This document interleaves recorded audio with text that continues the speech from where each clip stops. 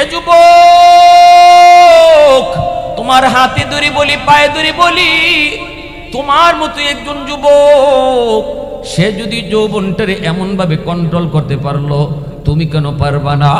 তোমার পাগলা গোড়া কেন যেদিকে খুশি ওই দিকে দৌড় দিবে? কেন তুমি তোমার পাগলা গোড়ার লাগাম টেনে ধরতে পারো না? একটা বার যদি আল্লাহর দিকে তাকাইয়া, কত যুবক যৌবনে কবরে গেল রে যুবক, খেলার সাথে আজকে কবরে শুয়ে আছে, একটু তাকায় দেখো। লেখাপড়ার সাথী আজকে কবরে শুয়ে আছে, একটু তাকায় দেখো। সন্ধ্যার সময়ও যার সাথে গল্প করে তুমি বিদায় নিয়েছো, গভীর রাতে তার মৃত্যুর সংবাদ, এই ঘুমটাই তার জীবনের শেষ ঘুম হয়েছে। তুমি যদি মনে করো আমারও জীবনে টাইম আসবে, আমিও একদিন আল্লাহকে ভয় করব, নামাজ পড়ব, কিন্তু এই টাইমটা হয়তো তোমার জীবনে আর আসবে না। এজন্য চোখের পানিটা ফালায় যদি কও আল্লাহ ভুল করেছি, আর করবো না, আর করবো না, দিলের ভিতরে যদি আল্লাহর প্রেম তুমি জমায়ে নাও, আল্লাহ পাক হাদিসে কুদসিতে বলছে, এই যুবকের কলিজার দিকে তাকাইয়া আমি আল্লাহ আসমান জমিন টিকায় রাখি। লাউলা মাশাইখু রুক্কা ওয়াশ-শাবাবু খুশরা ওয়াল আতফালু রুদ্দা ওয়াল আনআমু রুদ্দা লাজআলতুস সামাআ হাদিদা ওয়াল আরদা খাফসাফা ওয়াত তুরাবা রামাদা ওয়ামা আনজালতু মিনাস সামাই কাতরা ওয়ামা আনবাততু মিনাল আরদি নাবাতা বল আনজালতু আলাইকুমুল আযাবা সাব্বা। আল্লাহ পাক রব্বুল আলামিন কয়, জানুনি প্রতিদিন জমিন আমি আল্লাহর কাছে আবদার করে, আল্লাহ অনুমতি দাও সুদকুরকে আমি গিলে ফেলবো, বেনামাজির আমি গিলে ফেলবো, এই যে মদকুর গাঞ্জাকুরকে আমি গিলে ফেলবো। আল্লাহ অনুমতি দাও, আমি জমিন আর কত ধৈর্য ধরবো? আসবিরু ইলা মাতা আসবিরু, ধৈর্য ধরবো তো আর কতকাল ধরবো? আল্লাহ অনুমতি দাও, বেনামাজিরে আর আমি জমিনে হাঁটতে দিব না, যেখানে আসি এখানেই তার আমি জিন্দা কবর দিয়ে ফেলবো। আল্লাহ করে জমিন থাম থাম, সাবধান, আমার বান্দার ব্যাপারে তুই কোনো কথা বলবি না। আল্লাহু আকবার জোরে কর। বান্দা যদি গুনাহ করে, করছে, আমি আল্লাহ, আর তোর কি? এই চার দল যতদিন জমিনে থাকবে আমি জমিন টিকায় রাখবো। এক নাম্বার হলো লাউলা মাশাইখু রুক্কা, জমিনের ভিতরে আমি যখন দেখি আমার কিছু বান্দা বান্দি বয়স হয়ে গেছে, চুলদারি সাদা হয়ে গেছে, কোমরে ব্যথা, হাঁটুতে ব্যথা, রুকু করতে কষ্ট হয়, সেজদা দিতে তার বড় কষ্ট হয়, রক সিরা যায়, এরপরও আমি আল্লাহর কদমে কষ্ট কইরা কইরা সেজদা দেয়, ওই সেজদার দিকে তাকাইলে জমিনের প্রতি আমার মায়া লেগে যায়। ওয়াশ-শাবাবু খুশরা, আল্লাহ কই দ্বিতীয় দল হলো আমি যখন দেখি জমিনের ভিতরে কিছু যুবক যৌবনের পাগলামি করে না, বন্ধুর সাথে গুনার কাছে যায় না, না বন্ধুদের সাথে চুরি ডাকাতিতেও যায় না, না গানের আয়োজন করে না।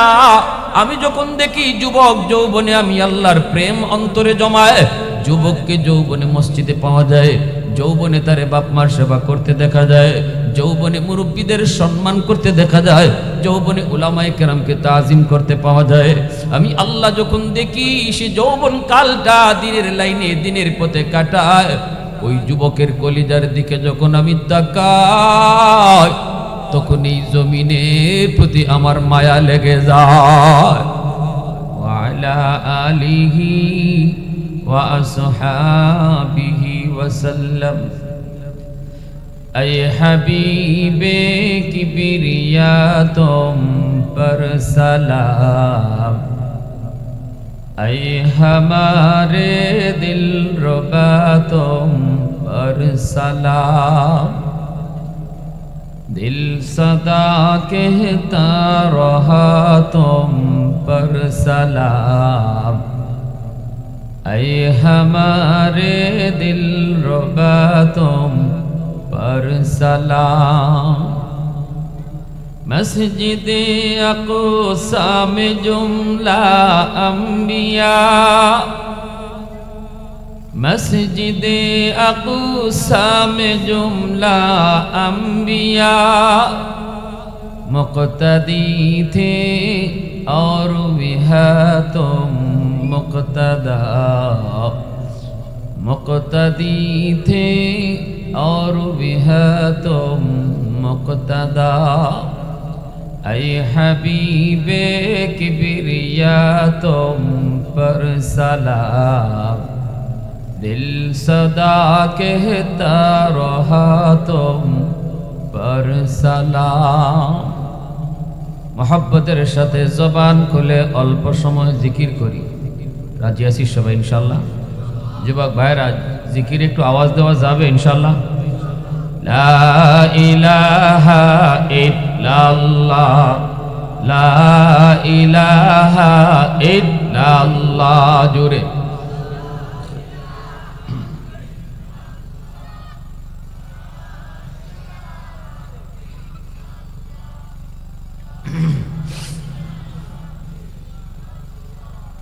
লা ইলাহা ইল্লাল্লাহ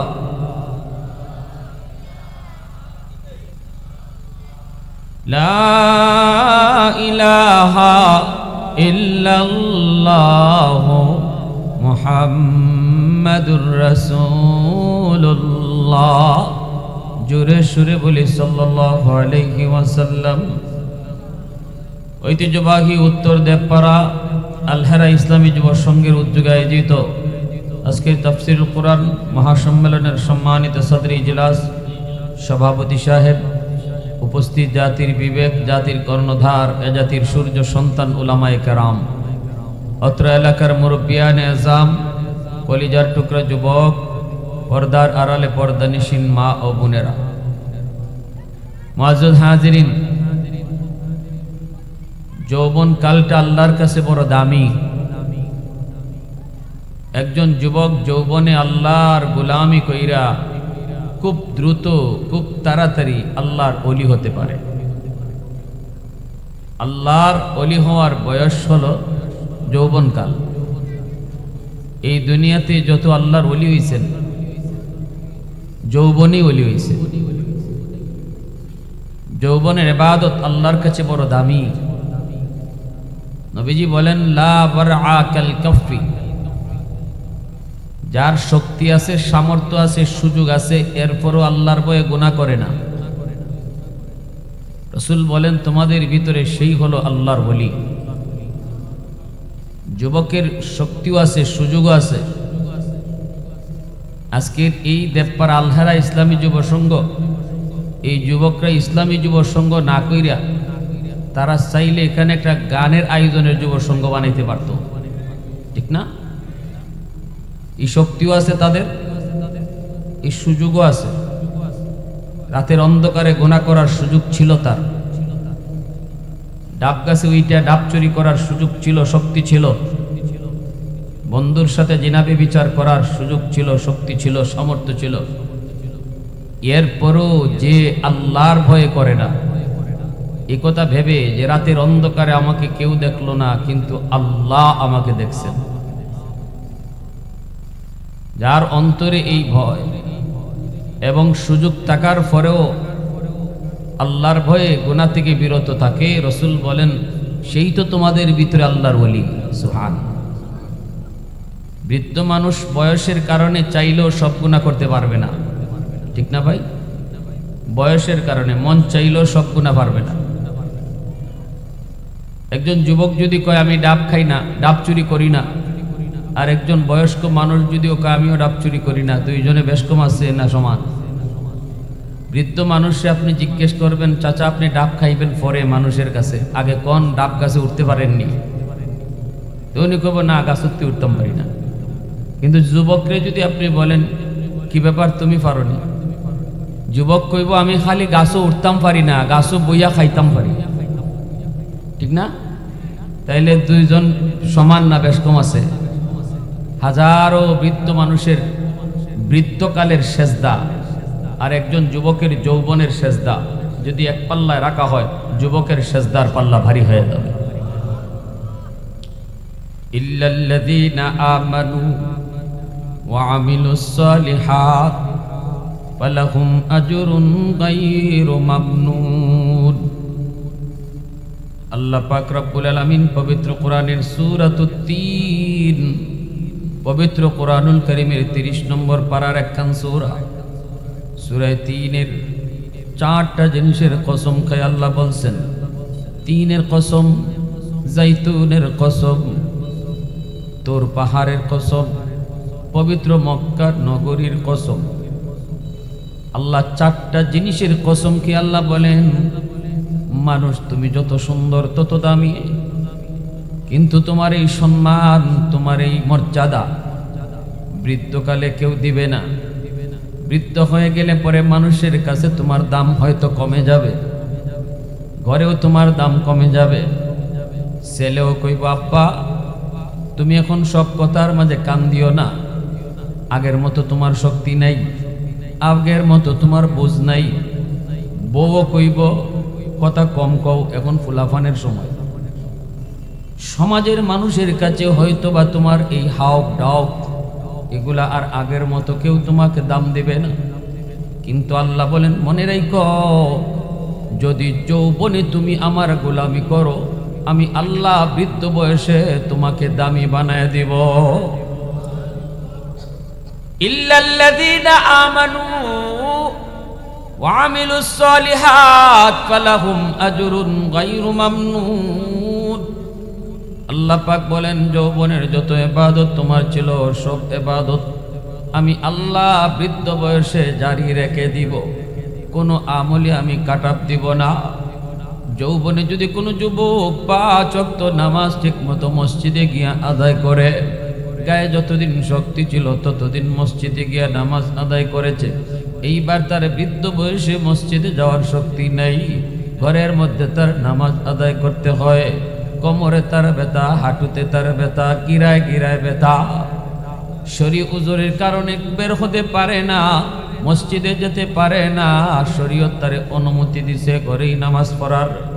এই অবস্থায় আল্লাহ পাক রব্বুল আলামিন ফেরেশতাদেরকে বলবেন, ফেরেশতারা শোনো, আমার বান্দা যদিও ঘরে নামাজ আদায় করে তবুও তার আমল নামায় মসজিদে জামাতের সওয়াব উঠায়া দাও। কারণ হলো, যতদিন গায়ে শক্তি ছিল ততদিন মসজিদে গিয়েই নামাজ আদায় করেছে। এইবার আমি আল্লাহ তার গায়ের শক্তি কেড়ে নিয়েছি, নিজে নিজে সে বৃদ্ধ হয় নাই। মানুষের ইচ্ছা, মানুষের নিজের ইচ্ছায় কেউ বৃদ্ধ হয় না। যদি বৃদ্ধ হওয়া মানুষের নিজের ইচ্ছাধীন থাকতো, দুনিয়ায় কেউ বুড়া হইতো না। আল্লাহ পাক রব্বুল আলামিন বলেন, আমি আল্লাহ তারে বৃদ্ধ বানিয়ে দিছি, আমি তার গায়ের শক্তি কেড়ে নিয়েছি। আমি আল্লাহ তার এই যে শারীরিক অক্ষমতা সেটা আমি আল্লাহ তারে দিয়েছি। যদি তার আগের মতোই শক্তি থাকতো, আগের মতোই যদি সে সুস্থ থাকতো, তাহলে আজও মসজিদে গিয়ে নামাজ পড়তো, ঠিক না?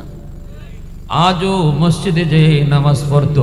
অতএব ফেরেশতারা, আমার বান্দা যদিও ঘরে নামাজ আদায় করে তবুও তার আমল নামায় মসজিদে জামাতের সওয়াব উঠায় দাও। জোরে কন্যা সুবহানাল্লাহ। আল্লাহর বান্দা গায়ে যতদিন শক্তি ছিল ততদিন সে তাহাজ্জুদের নামাজ পড়তো, এখন সে পারে না, কারণ তার গায়ে শক্তি নেই, ঘুম থেকে উঠতে পারে না, দুর্বল দুর্বল, আল্লাহ তারে দুর্বল বানায় দিছে, এখন ঘুমায় রইছে, উঠতে চাইলেও উঠতে পারে না। আল্লাহ পাক রব্বুল আলামিন ফেরেশতাদেরকে তখন ডাক দিয়া বলবেন, ফেরেশতারা শুনো, আমার বান্দা জীবন ভর তাহাজ্জুদের নামাজ পড়তো, এখন আমি আল্লাহ তারে বৃদ্ধ বানাইছি, আমি তার শক্তি কেড়ে নিয়েছি, উঠতে পারে না, মাথা ঘুরায়, কোমরে ব্যথা, জয়েন্টে জয়েন্টে ব্যথা, উঠতে পারে না, ঘুমায় রইছে। যদিও সে ঘুমায় থাকে তবুও তার আমল নামায় তোমরা যৌবনের তাহাজ্জুদের সওয়াব আমল নামায় উঠায় দাও। কোরআন তেলাওয়াত করতো আল্লাহর গোলাম, চোখে যতদিন পাওয়ার ছিল এখন চোখের পাওয়ারে কেড়ে নিয়েছেন আল্লাহ, এখন সে কোরআন তেলাওয়াত করতে পারে না, আফসোস করে। এ যুবক মনে রেখো, আল্লাহর কোরআন এমন এক কালাম, 3 জিনিসের দিকে তাকায় থাকলে সওয়াব আর সওয়াব। এক হলো আল্লাহর কোরআন, কেউ যদি পড়তে পারে তাহলে তো সওয়াব আছেই, যদি পড়তে নাও পারে আল্লাহর কোরআনের দিকে যদি তাকায়ও থাকে তবু আল্লাহ তার আমল নামায় সওয়াব দান করে। আরেক হলো মা বাবার চেহারা। বাপ মার চেহারার দিকে সন্তান যদি তাকায় সওয়াব লেখা হয়, শুধু সওয়াব না, কবুল হজের সওয়াব লেখা হয়। এজন্য হাকিমুল উম্মত মুজাদ্দিদি মিল্লাত মাওলানা আশরাফ আলী থানভী রাহমাতুল্লাহ আলাইহি বলেন, যেই সন্তান বেশি বেশি বাপ মার চেহারার দিকে মায়ার নজরে তাকাইব, কথা কইব, বাপ মারে খুশি রাইখা চলবো, আল্লাহ পাক রব্বুল আলামিন এই সন্তানকে দুনিয়াতে মক্কা মদিনা জিয়ারত আল্লাহ তারে নসিব করায়া দেয়। আরে আস্তে কোন সুবহানাল্লাহ। কেন? কারণ দুনিয়াতে সে বাপ মার চেহারা দেখে বহু হজ কামাই করছে। মা মিন ওয়ালাদিন বারিন ইয়ানজুরু ইলা ওয়ালিদাইহি নাযরা রাহমাতিন ইল্লা কাতাবাল্লাহু লাহু বিকুল্লি নাজরাতিন হাজ্জাতাম মাবরুরা। কবুল হজ তার আমলনামায় বহু জমা করছে। ফেরেশতারা কয়, আল্লাহ তোমার গোলাম বাপমার চেহারা দেখে বহু কবুল হজ জমাইছে, এইবার তারে বাস্তবে হজ করার তৌফিক দান করো। এজন্য হাকিমুল উম্মত মুজাদ্দিদে মিল্লাত মাওলানা আশরাফ আলী থানভী রাহমাতুল্লাহি আলাইহি বলেন, মা বাবার দোয়া যে সন্তানের পিছনে থাকে, দুনিয়াতে একটা নগদ ফায়দা, আল্লাহ তারে বাইতুল্লাহ এবং নবীর রওজা জিয়ারত নসিব করায়। আর আরেকটা ফায়দা দুনিয়ার বাস্তব নগদ ফায়দা, আল্লাহ তারে বাপমার দোয়ার ওসিলায় সম্মানের চেয়ারে বসায়, ইজ্জতের চেয়ারে আল্লাহ বসায় যদি বাপমার দোয়া থাকে। তিন জিনিসের দিকে তাকায় থাকলে সওয়াব। এক হলো আল্লাহর কোরআন, আরেক হলো বাপমার চেহারা, আরেক হলো আল্লাহর ঘর খানায়ে কাবা। খানায়ে কাবার দিকে যদি কেউ তাকায় থাকে, ততক্ষণ তার আমল নামায় শুধু সওয়াব আর সওয়াব দান করা হয়। কেউ যদি আল্লাহর ঘর খানায়ে কাবার দিকে তাকায় রইল, আমল নামায় আল্লাহ পাক সওয়াব আর সওয়াব দান করে, তাহলে ভাইরা বন্ধুরা, কোরআন যে পড়লো, কোরআন যে দেখলো তারও সওয়াব, কোরআন যে শুনলো তারও সওয়াব, কোরআন যে পড়লো তারও সওয়াব, কোরআন শরীফ যে দেখলো তারও সওয়াব, কোরআন যে শুনলো তারও সওয়াব। সুবহানাল্লাহ জোরে কোন। এজন্যই তো দারুল উলুম দেওবন্দের কইতেছি টাইম মতো, আমি সময় মতো কইমু সবই, একটু মাঠটা আমারে গুছাইতে দেন। হাকিমুল উম্মত হাকিমুল ইসলাম কারি তৈয়ব সাহেব রাহিমাহুল্লাহ দারুল উলুম দেওবন্দের দীর্ঘদিনের মুহতামিম, 30 বছর যিনি মুহতামিমের দায়িত্ব পালন করেছেন। আল্লাহর ওলি তিনি বলেন, দারুল উলুম দেওবন্দের অফিসে আমরা বসা, এই অবস্থায় খবর পেলাম আমাদের এলাকার পাশে একটা চর এলাকা, ওই চর এলাকায় একজন মানুষ মারা গেছে। এই মানুষটারে কবরে রাখার পর তার কবর থেকে জান্নাতি আলো আর জান্নাতি সুঘ্রাণ বের হইতেছে। চতুর্দিক আলোকিত হয়ে গেল, পুরা এলাকাটা সুঘ্রাণে মোহিত হয়ে গেল। আল্লাহর ওলি বলেন, আমি খবর পেয়ে দ্রুত সেই এলাকায় গেলাম, যায় খবর নিলাম।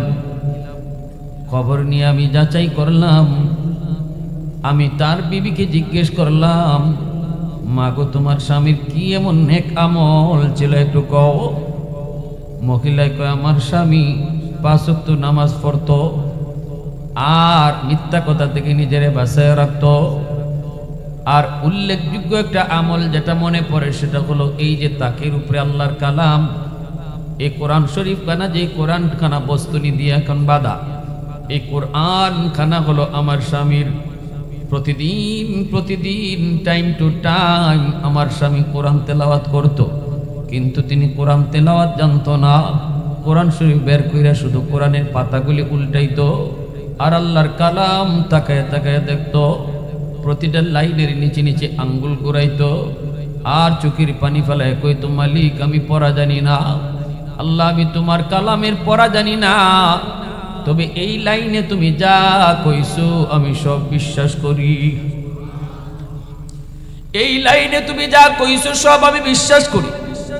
এই লাইনে তুমি যা কইছো সব ঠিক কইছো আমি বিশ্বাস করি। এইভাবে চোখের পানি জড়ায়া জড়ায়া কোরআনের পাতায় তার চোখের পানি গুলা ফালাইতো আর চোখ এরকম আঙ্গুল ঘুরাইতো। হাকিমুল ইসলাম তিনি বলেন, আমি কোরআন খালা নিজের হাতে নামাইলাম, নামাই আমি কোরআন শরীফ খানা খুললাম, কইলা দেখি আল্লাহর বান্দার চোখের পানির এখনো দাগ পৃষ্ঠায় পৃষ্ঠায় আছে।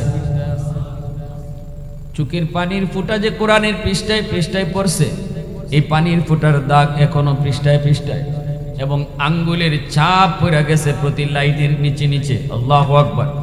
জীবনে কতবার আঙ্গুল ঘুরাইছে, প্রতিটা লাইনের নিচে নিচে তার আঙ্গুলের দাগ পড়ে গেছে।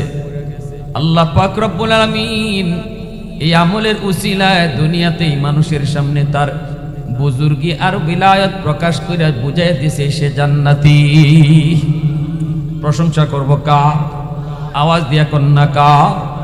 वहदत की हिफाजत नहीं बेकुव्वते बाजू, वहदत की हिफाजत नहीं बेकुव्वते बाजू, आती नहीं कुछ कमी हक़ खुदा दा, आती नहीं कुछ कमी हक़ खुदा दा। ऐ मर्द खुदा तुझको कुव्वत नहीं हासिल, जा बैठ किसी गार में अल्लाह को कर याद, ये सच है कि बातिल की तरफदार नहीं हम, गद्दार न समझो हमें गद्दार नहीं हाँ, फूलों की तरह नरम मिजाज अपना गिलाजार, हम तीर नहीं नेज़ा व तलवार नहीं हाँ। মুসলমানের আওয়াজ এখন আল্লাহু আকবার। একটু জিকির করি আর সামনে আগাই। আমার যে যুবক ভাইয়ের একটু দাঁড়ানো আছি, বসে পড়ি। আল্লাহ সবাইকেই মাহফিলে বসতে দিবে না। আল্লাহ যারে মায়া করবে, ভালোবাসবে, তার এই জান্নাতি সামিয়ানায় বসাবে, মানে আখেরাতের জান্নাতেও জায়গা দিবে। সামনে আগাই। লা ইলাহা ইল্লাল্লাহ জোরে।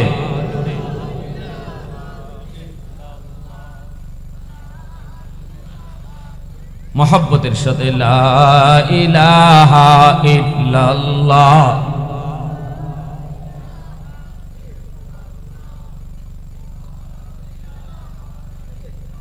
आवाज दिए एक साथे ला इलाहा इल्लल्लाह, ला इलाहा इल्लल्लाह, ला इलाहा इल्लल्लाह, ला इलाहा इल्लल्लाह, मुहम्मदुर रसूलुल्लाह। जोरे सुरे बोले सल्लल्लाहु अलैहि वसल्लम। তাহলে কি বুঝলাম? আল্লাহর কালাম আজকে মুসলমানের ঘরে আসেনি তেলাওয়াত। কোন কোন ঘরে দিন, নাম, সপ্তাহ যায়, মাস যায়, মুসলমানের ঘরে কোরআন তেলাওয়াত হয় না। কিন্তু দিনও টাইম মতো টেলিভিশন চলে। টেলিভিশনের টাইম ঠিক আছে, নাটক কয়টায় শুরু হয় এটা একবারে রুটিনটা একবারে মাফে মাফে কাটায় কাটায়। অনেক মা বোনেরা আছেন এই নাটকের টাইম শুরু এবার আগে রান্দা বান্দাও শেষ করে নেয়। ওরে বাবা, আওয়াজ তো খুব ডাটি হয়েছে, দেখা যায় রোগীর তো অভাব নাই। হ্যাঁ, কিতাব ব্যবহার আজকে আগে ভাগে রান্দা হয়ে গেল গা। ওই মা আজকে নো কিতা জানি নাম কতটা আছে না, স্টার জলসা টাইম হয়ে গেছে কি, এই জন্য রান্দা আগেই শেষ। কিন্তু জিগাও নেই যে কোরআন শরীফ পড়ছো নি আজকে দিনের পর, ফজরের পরে অথবা মাগরিবের পরে। মুসলমানের ঘরে এক জমানায় ফজরের পরে সুন্দর কোরআন তেলাওয়াতের আওয়াজ শোনা যেত।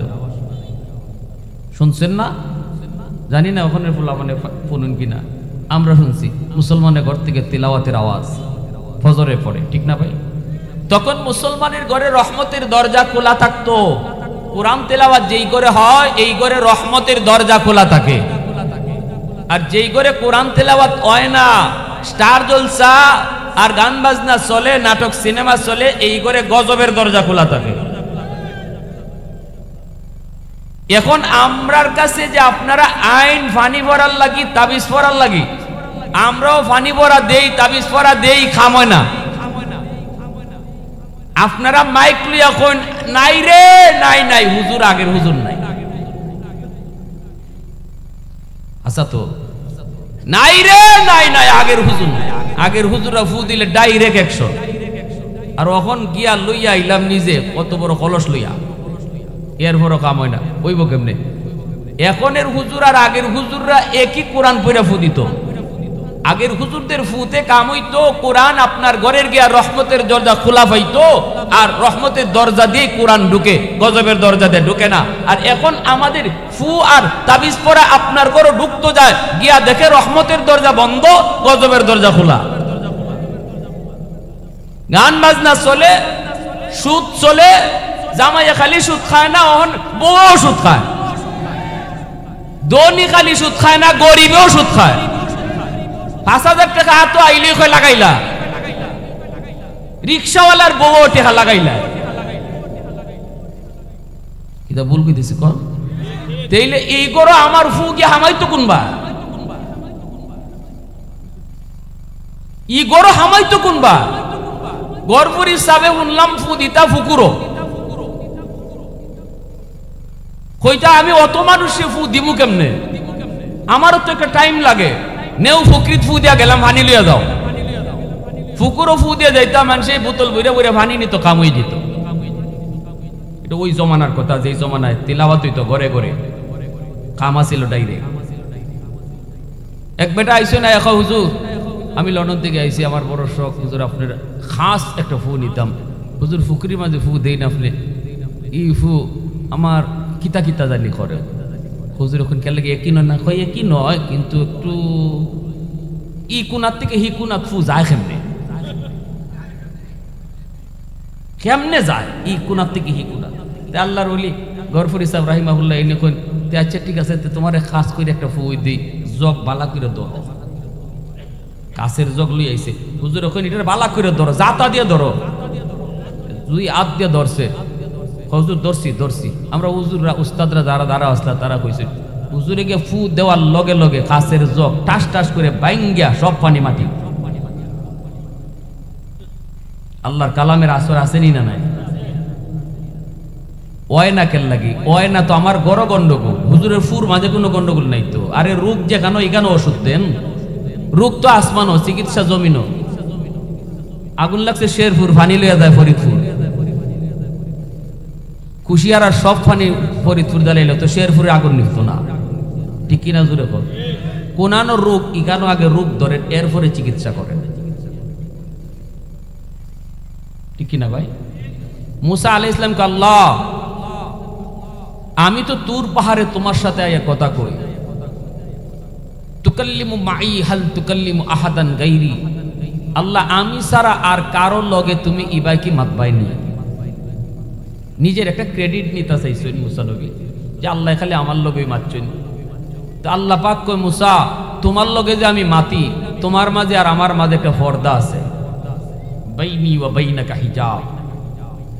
কিন্তু ভবিষ্যতে একটা উম্মত আসতেছে দুনিয়ায়, যে উম্মতের সাথে আমি আল্লাহ কথা কইমু, অথচ আমাদের মাঝখানে কোনো পর্দাই থাকতো না। লাইসা বাইনি ওয়া বাইনাহুম হিজাব, আমার মাঝে আর তাদের মাঝে পর্দাই থাকতো না। মুসা নবী হুন্না তো তাজ্জুব, ও আল্লাহ এটা কি দেখো, তাও নবী না, নবীর উম্মত। মুসা নবীকে আল্লাহ, এরা কোন উম্মত? আল্লাহ পাক রব্বুল আলামিন কয়, উম্মতে মুহাম্মদ, উম্মতে আহমদ, এরা আমার বন্ধু মুহাম্মাদুর রাসূলুল্লাহর উম্মত। মুসা নবী কয়, মালিক এরা কেমন করে তোমার সাথে কথা বলবে? আমি তো তোর পাহাড়ে এসে কথা বলি, কিন্তু ওরা কোন পাহাড়ে গিয়া কথা কইব? আল্লাহ পাক কয়, এরা কোনো পাহাড়ে যাওয়া লাগবে না, এরা যখনই নামাজে দাঁড়াইব তখনই আমার সাথে কথা কইব। এজন্য আল্লাহর নবী কয়, মুসাল্লি ইউনাজি রব্বা, নামাজি আল্লাহর সাথে কথা কয়, নামাজি আল্লাহর সাথে কথা কয়। এইবার মুসা নবী বলতেছে, মালিক বুঝলাম এরা নামাজে দাঁড়াইলে তোমার সাথে কথা বলবে, কিন্তু তুমি কেমন করে কথা বলবা? আল্লাহ পাক কয়, যখন এরা কোরআন তেলাওয়াত করব তখন আমি তাদের সাথে কথা বলি। একটু আওয়াজ দিয়া কোন না ভাই, সুবহানাল্লাহ। গুণ হইব না সোয়াব হইব? জোরে হইন সুবহানাল্লাহ অর্থ কি? আল্লাহ তুমি পাক, আল্লাহ তুমি পবিত্র। যত বেশি সুবহানাল্লাহ আওয়াজ দিয়া কইমু, বেশি কইমু, আল্লাহ আমারে তত পাক বানায়া দিব। মুসা নবী কয়, মালিক নামাজি নামাজি তোমার সাথে কথা কয়, কিন্তু কোরআন তেলাওয়াতকারীর সাথে তুমি কথা বলবা। আল্লাহ কয়, হ নামাজি আমার সাথে কথা কইব, আর তেলাওয়াতকারীর সাথে আমি আল্লাহ নিজে কথা বলি। সুবহানাল্লাহ। এজন্য যুবক, যখনই তুমি বৃদ্ধ বয়সে কোরআন তেলাওয়াত পারবে না, তুমি বৃদ্ধ বয়সে কোরআন তেলাওয়াত পারবে না, যখন তোমার বৃদ্ধ বয়স আসবে চোখের পাওয়ার কেড়ে নিবেন আল্লাহ। কোরআন দেখতে পারি চাইলেও তুমি দেখতে পারবা না, হরফগুলি দৌড়া দৌড়ি করে। এই অবস্থায় আফসোস করবা, আফসোস, ওই অবস্থায় আফসোস করবা, আফসোস। আল্লাহ পাক ফেরেশতাদেরকে বলবে, ফেরেশতারা শুন, আমার বান্দার যতদিন চোখে পাওয়ার ছিল ততদিন সে কোরআন তেলাওয়াত রেগুলার করত, আমি আল্লাহর কালাম সে তেলাওয়াত করত, আমি তার সাথে কথা বলতাম। আজকে তার চোখের পাওয়ার আমি আল্লাহ কেড়ে নিয়েছি, এজন্য সে তেলাওয়াত করতে পারে না। কিন্তু দেখ কেমন আফসোস করে, আফসোস করে। আমার বান্দা জীবন ভর যেইভাবে ফজরের পরে কোরআন তেলাওয়াত করত, মাগরিবের পরে কোরআন তেলাওয়াত করত, এই তেলাওয়াতের সওয়াব এখনো আমল জামায় জারি রেখে দাও। ইল্লাল্লাযীনা আমানু ওয়া আমিলুস সালিহাত ফালাহুম আজরুন গায়রু মামনুন। এজন্য আল্লাহ পাক রব্বুল আলামিন পবিত্র কোরআনে সূরাতুত তিনের মধ্যে আল্লাহ কসম খায়া বলতেছে, বান্দা শুন, বুড়া বয়সে কেউ তোরে দাম দেয় না, কিন্তু আমি আল্লাহ তোরে কেমন দামি বানাই দেখ। এবাদতের পেনশন আমি তোরে ঘরে বসায়া দেই। দুনিয়ার সরকারি পেনশন দেয়, নির্ধারিত বয়স পর্যন্ত সরকারি ডিউটি পালন করেছ, সরকার তোমার উপরে খুশি হয়ে বলতেছে না আর অফিসে আসতে হবে না, এখন ঘরে বসা থাকো, ঘরে বসায় তোমারে আমি বেতন দিমু। এর নাম হইতো সরকারি পেনশন। সকল সরকারের সরকার হলেন আমার আল্লাহ। আল্লাহ কই, বান্দা গায়ে যতদিন শক্তি আছে এতদিন আমার গোলামি কর, করার মতো কর। যেই বয়সে তুই পারবি না, বিছানায় পড়ে যাবি, আমি আল্লাহ দেখব তুই পারো না, কারণ তোর শক্তি তুই নিজে নিজে পাও নাই, আমি আল্লাহ কেড়ে নিছি। ওই বয়সে যৌবনের যতগুলা আমল তোর দায়ী ছিল, সবগুলি আমল আমি আল্লাহ বুড়া বয়সও জারি রাখবো। যখন সুবহানাল্লাহ। এ যুবক, একটু দিলটা নরম করে কথাগুলি বোঝার চেষ্টা করো। যুবক, যৌবনের ইবাদত তোমাকে আল্লাহর ওলি বানিয়ে দিবে। এ যুবক যদি বলো না হুজুর আমি তো দেখি পারি না, তোমার মতো যুবক তুমি অফিসে যায় দেখো, অফিসে অনেক যুবক আছে নামাজ পড়ে, কলেজে তুমি পড়ো, মনে করো তুমি বেনামাজি, নামাজ পড়তে পারবা না, কিন্তু কলেজে তালাশ করলেও দেখবা বহু ছেলে নামাজি, নামাজ পড়ে। ভার্সিটিতে গেলেও দেখবা বহু যুবক নামাজি এখন নামাজ পড়ে। আমি ঢাকা ইউনিভার্সিটিতে একবার গেলাম আমার বন্ধুর দাওয়াতে, যাই দেখলাম জোহরের নামাজ পড়লাম, নামাজ শেষ করার পর বন্ধু আমার সাথে হাত মিলাইলো, এরপরে আরেকটা যুবক আমার সাথে হাত মিলাইলো। ওই যুবকটার মাথায় সাদা পাগড়ি, পরনে লম্বা জুব্বা, চেহারার মধ্যে নবীর সুন্নতি দাড়ি, চেহারাটা যেন ইউসুফ নবীর মতো এত সুন্দর ঝলমল করে। আমার সাথে হাত মিশু কাল থেকেই স্কুলে পড়ছে, ধর্মীয় পরিবেশে বড় হয়েছে, ঘরের পরিবেশটা ছিল তার ধর্মীয় পরিবেশ।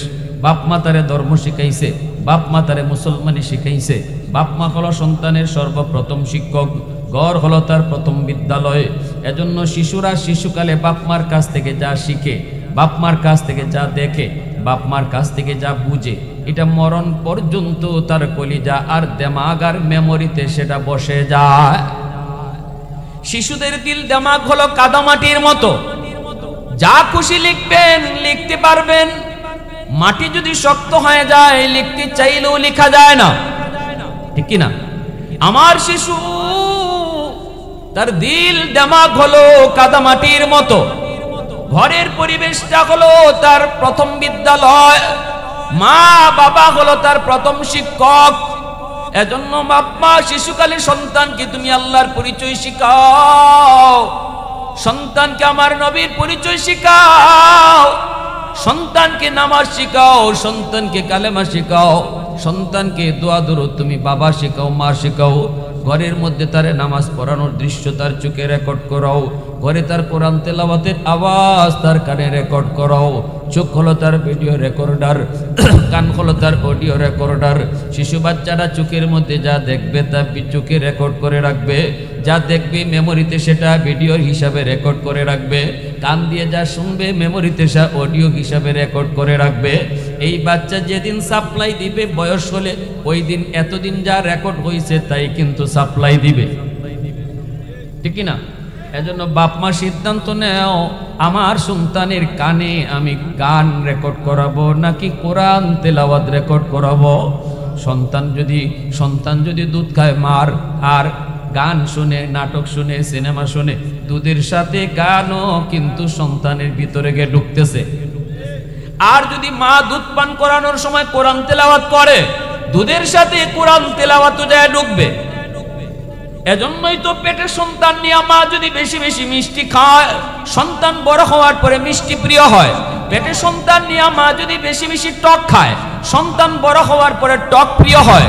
সন্তান পেটে নিয়ে মা যদি বেশি বেশি ঘুমায়, সন্তান বড় হওয়ার পরে অলস হয়। সন্তান পেটে নিয়ে যদি মা টুকটাক কামকাজ করে, এই সন্তান বড় হওয়ার পরে কর্মঠ হয়। সন্তান পেটে নিয়ে মা যদি গান শুনে, সন্তান বড় হওয়ার পরে গায়ক হয়। পেটে সন্তান নিয়ে যদি মা বেশি বেশি কোরআন তেলাওয়াত করে, এই সন্তান অল্প দিনে হাফেজে কোরআন হয়।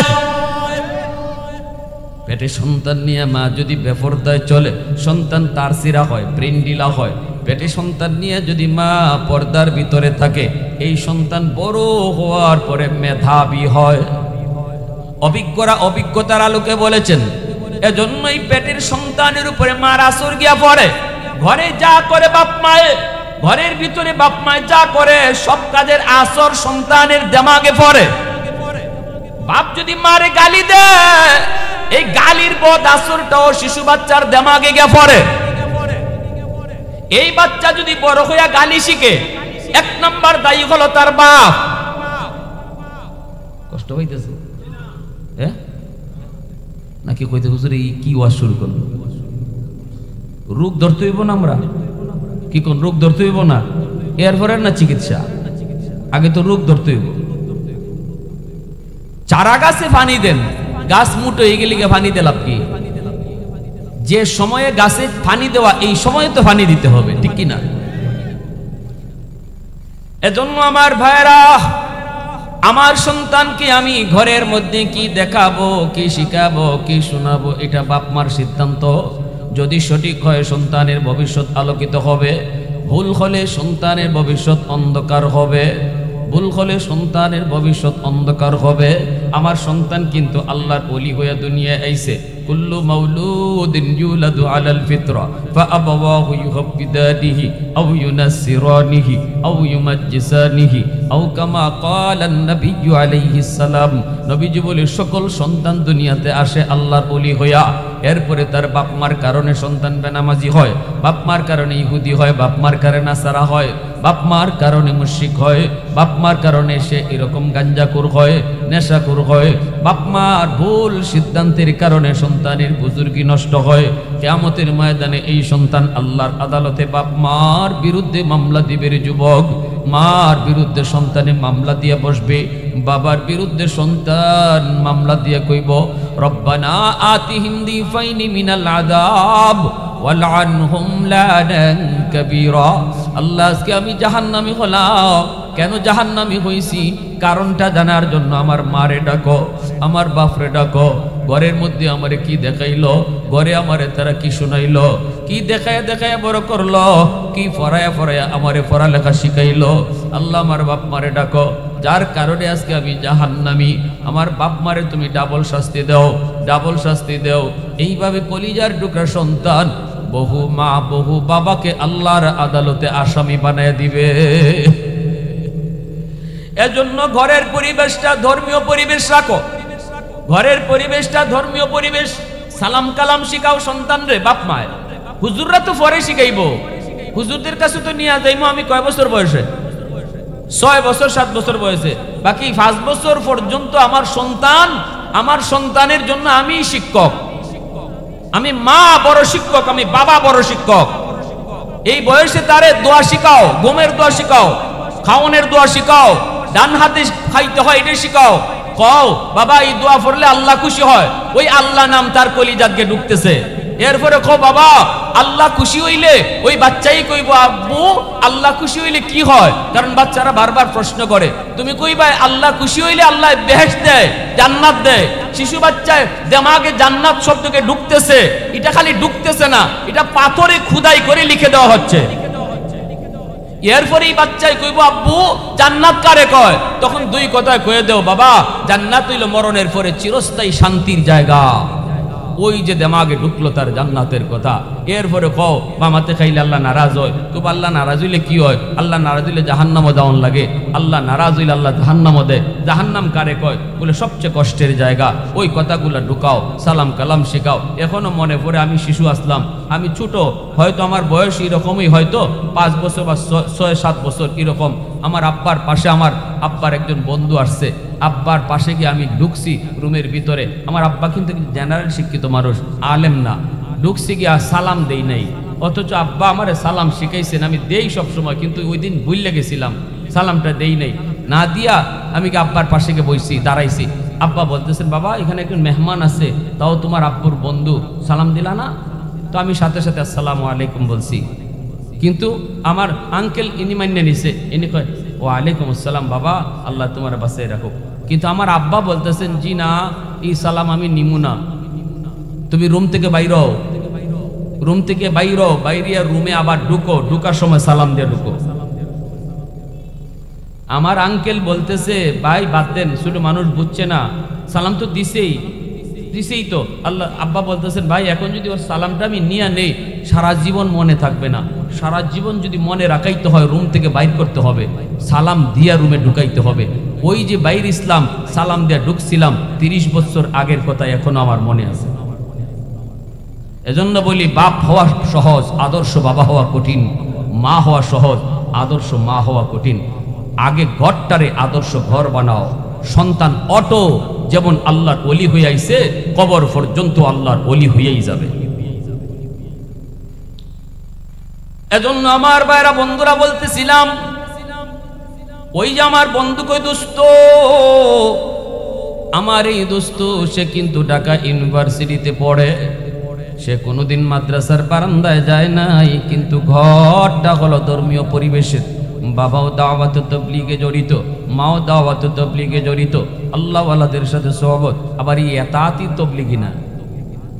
তার মানে ঢাকা ইউনিভার্সিটির সর্বোচ্চ ভালো স্টুডেন্ট, ঢাকা ইউনিভার্সিটিতে সর্বোচ্চ ভালো স্টুডেন্ট, এর উপরে ভালো কোনো স্টুডেন্ট নাই, এর চেয়ে বেশি নাম্বার আর কেউ পায় নাই। এই ছেলেটা তার মাথার মধ্যে সাদা পাগড়ি, পরনে লম্বা জুব্বা, চেহারার মধ্যে আমার নবীর সুন্নতি দাড়ি।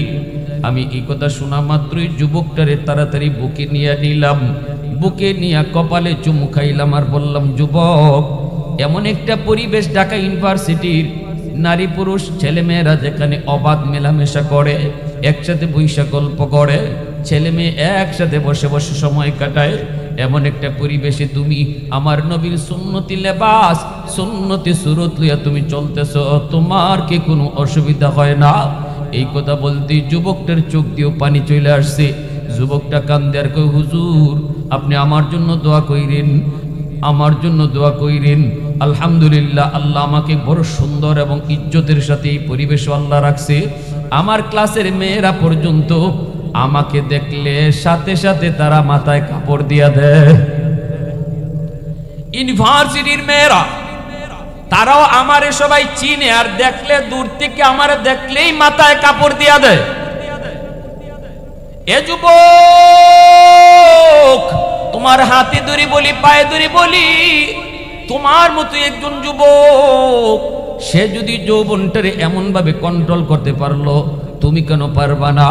তোমার পাগলা গোড়া কেন যেদিকে খুশি ওই দিকে দৌড় দিবে? কেন তুমি তোমার পাগলা গোড়ার লাগাম টেনে ধরতে পারো না?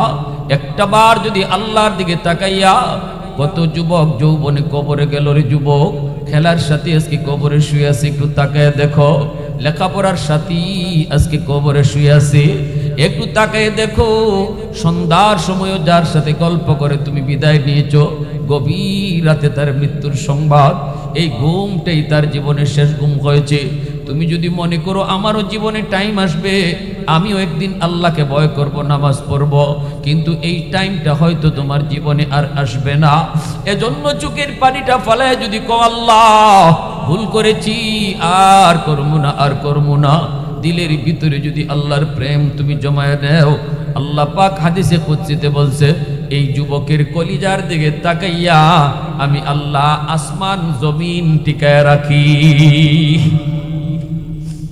লাউলা মাশাইখু রুক্কা ওয়াশ-শাবাবু খুশরা ওয়াল আতফালু রুদ্দা ওয়াল আনআমু রুদ্দা লাজআলতুস সামাআ হাদিদা ওয়াল আরদা খাফসাফা ওয়াত তুরাবা রামাদা ওয়ামা আনজালতু মিনাস সামাই কাতরা ওয়ামা আনবাততু মিনাল আরদি নাবাতা বল আনজালতু আলাইকুমুল আযাবা সাব্বা।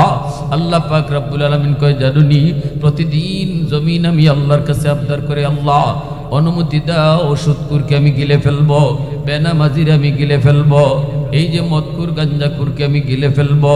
আল্লাহ অনুমতি দাও, আমি জমিন আর কত ধৈর্য ধরব, আসবিরু ইলা মাতা আসবিরু, ধৈর্য ধরবো তো আর কতকাল ধরবো। আল্লাহ অনুমতি দাও, বেনামাজিরে আর আমি জমিনে হাঁটতে দিব না, যেখানে আসি এখানেই তার আমি জিন্দা কবর দিয়ে ফেলবো। আল্লাহ করে জমিন থাম থাম, সাবধান, আমার বান্দার ব্যাপারে তুই কোনো কথা বলবি না। আল্লাহু আকবার জোরে কর। বান্দা যদি গুনাহ করে করছে, আমি আল্লাহ, আর তোর কি? এই চার দল যতদিন জমিনে থাকবে আমি জমিন টিকায় রাখবো। এক নাম্বার হলো লাউলা মাশাইখু রুক্কা, জমিনের ভিতরে আমি যখন দেখি আমার কিছু বান্দা বান্দি বয়স হয়ে গেছে, চুলদারি সাদা হয়ে গেছে, কোমরে ব্যথা, হাঁটুতে ব্যথা, রুকু করতে কষ্ট হয়, সেজদা দিতে তার বড় কষ্ট হয়, রক সিরা যায়, এরপরও আমি আল্লাহর কদমে কষ্ট কইরা কইরা সেজদা দেয়, ওই সেজদার দিকে তাকাইলে জমিনের প্রতি আমার মায়া লেগে যায়। ওয়াশ-শাবাবু খুশরা, আল্লাহ কই দ্বিতীয় দল হলো আমি যখন দেখি জমিনের ভিতরে কিছু যুবক যৌবনের পাগলামি করে না, বন্ধুর সাথে গুনার কাছে যায় না, না না বন্ধুদের সাথে চুরি ডাকাতিতেও যায় না, না না গানের আয়োজন করে না। আমি যখন দেখি যুবক যৌবনে আমি আল্লাহর প্রেম অন্তরে জমায়, যুবককে যৌবনে মসজিদে পাওয়া যায়, যৌবনে তারে বাপ মার সেবা করতে দেখা যায়, যৌবনে মুরব্বীদের সম্মান করতে দেখা যায়, যৌবনে উলামায়ে কেরামকে তাজিম করতে পাওয়া যায়। আমি আল্লাহ যখন দেখি সে যৌবন কালটা দিনের লাইনে দিনের পথে কাটায়, ওই যুবকের কলিজার দিকে যখন আমি তাকাই, তখন এই জমিনের প্রতি আমার মায়া লেগে যায়। ওয়াল আতফালু রুদ্দা, তৃতীয় দল আল্লাহ বলে ঘরের মধ্যে কিছু শিশু বাচ্চা আছে, যদি এই জমিনের ভিতরে আমি আল্লাহ আযাব গজব দেই, তাহলে শিশু বাচ্চাগুলো গজবে ফিরে যায়, অথচ শিশুরা নিষ্পাপ মাসুম, শিশুদের কোনো দোষ নাই।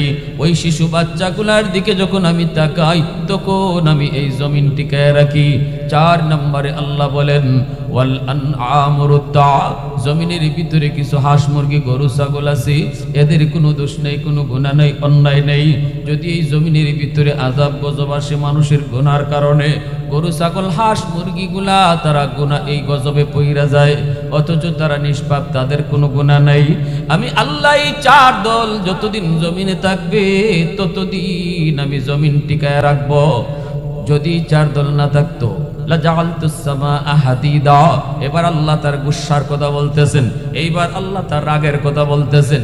যদি এই চার দল না থাকতো, যদি ওই বৃদ্ধ বান্দা বান্দিগুলা যারা সেজদা দেয় বৃদ্ধ বয়সে, ওই যুবকগুলি যখন যৌবনে আমি আল্লাহরে ডরায়া চলে, এই যুবকগুলি যদি জমিনে না থাকতো, ঘরে ঘরে শিশু বাচ্চা যদি না থাকতো, হাইওয়ান জীব জানোয়ার যদি জমিনে না থাকতো, লাজাআলতুস সামাআ হাদিদা, আল্লাহ কয় এই আসমান আমি লোহা বানাইয়া দিতাম। যেই পরিমাণ নাফরমানি জমিনে হয়, এই নাফরমানির কারণে আসমান আমি লোহা বানাইয়া দিতাম। ওয়াল আরদা খাফসাফা ওয়াত তুরাবা রামাদা, জমিনকে আমি তামা তামা বানায় দিতাম। ওয়ামা আম্বাতু মিনাল আরদি নাবাতা ওয়ামা আনজালতু মিনাস সামাই কাতরা, এক পুরা রহমতের বৃষ্টি জমিনে নাজিল করতাম না। ওয়ামা আম্বাতু মিনাল আরদি নাবাতা, একটা শস্যের দানাও আমি জমিনে উঠতে দিতাম না। বাল আনজালতু আলাইকুমুল আযাবা সাব্বা সাব্বা, পরপর পরপর জমিনে শুধু আযাব আর গজব নাজিল হইতো, আযাব আর গজব নাজিল হইতো। কারণ গুনাহ গজবকে টানে, গুনাহ গজব টেনে নিয়ে আসে। যেই পরিমাণ গুনাহ জমিনে হয়, গ্রামের ভিতরে যদি জরিপ করা হয় দেখা যাবে নামাজির চেয়ে বেনামাজির সংখ্যা গ্রামে বেশি, ঠিক কিনা জোরে বলেন। ঘরে যদি তালিকা তৈরি এরকম ভাবে জরিপ করা হয় দেখবে ঘরের মধ্যে নামাজির চেয়ে বেনামাজির সংখ্যা বেশি। আল্লাহ কয় যদি এমনই হইতো আযাব আর গজব আইসা জমিন তামা তামা বানায় দিত, কিন্তু এই চার দলের কারণে আমি আল্লাহ জমিন টিকায় রাখছি। জোরে কোন সুবহানাল্লাহ, আর একটু জোরে কোন না সুবহানাল্লাহ। প্রশংসা করব কার? একটু জোরে আওয়াজ দিয়া কোন কার? এজন্য আল্লাহ বলছে যুবক যৌবনে আমার গোলামি করো, যৌবনে আমারে ডরাও, যৌবনে আমি আল্লাহরে ভয় করে চলো। যতদিন গায়ে শক্তি আছে কদর করো, এই শক্তিটার কদর করো, তুমি আমার গোলামি ঠিক মতো করো। কোনো এক টাইমে তোমার গায়ে শক্তি থাকতো না, তখন কিন্তু তুমি চাইলেও নামাজটা সুন্দর করে পড়তে পারতাই না, চাইলেও তুমি মসজিদে যাইতে পারতাই না। আমি আল্লাহ তখন খুশি হইয়া তোমারে ঘরে বসাইয়া যৌবনে সব আমল তোমারে অটো আমি তোমার আমল নামায় দিতে থাকবো।